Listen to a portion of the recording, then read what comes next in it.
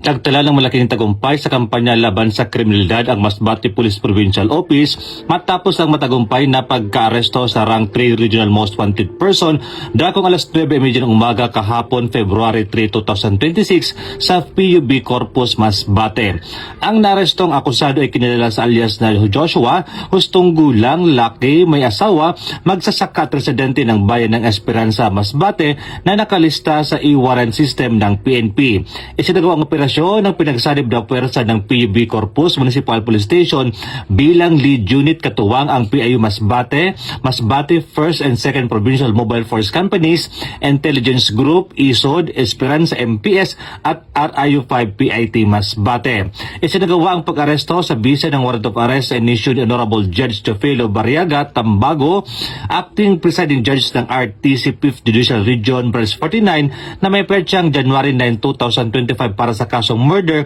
na walang inirekomendang piyansa. Matapos ang pag-aresto, agad na dinala ang akusado sa PUV Corpus MPS para sa kulang disposisyon, dokumentasyon, patunay ng patuloy na determinasyon ng Masbate PPO sa pagtugis ng mga wanted persons at paghatid ng hustisya.